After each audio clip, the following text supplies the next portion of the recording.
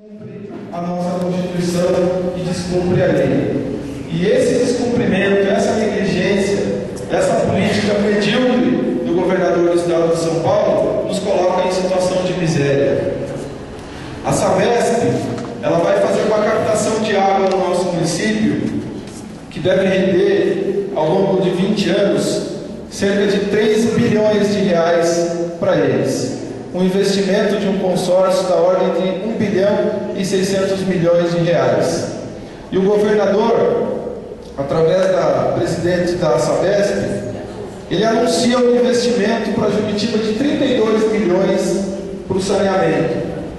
Ele só esqueceu de dizer que esse investimento é para eles não aumentarem a vergonha deles diante da nossa cidade.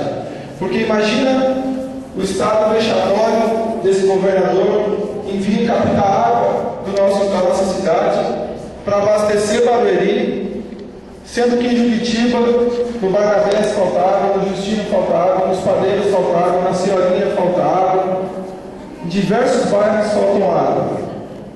E a nossa água servindo, o serviço da nossa água sendo vendido pela Sabesp para esses municípios já desenvolvidos da região metropolitana de São Paulo. Então esse investimento de 32 milhões de reais é mais um exemplo da mediocridade da política do governador Geraldo Alckmin com Juquitiba, porque a cada 4 anos eles nos trazem migalhas para que possam justificar essa postura vergonhosa deles. Então a cidade de Juquitiba e a Câmara Municipal tem tomado uma postura de não aceitar mais isso. Nós até corremos o risco, muitas vezes, de sermos deselegantes diante de um chefe de governo de um estado tão importante.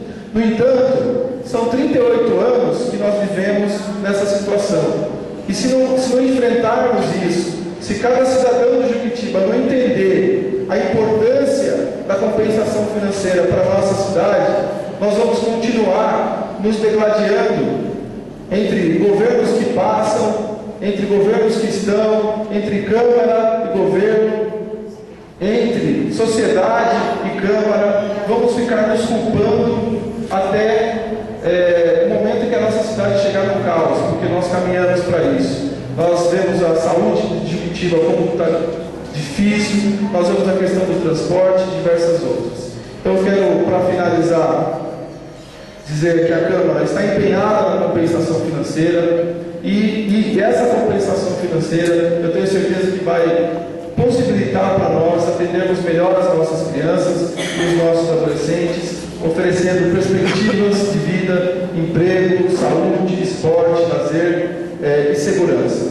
Mais uma vez, parabenizar a todos e desejar que possamos ter um excelente dia de trabalho.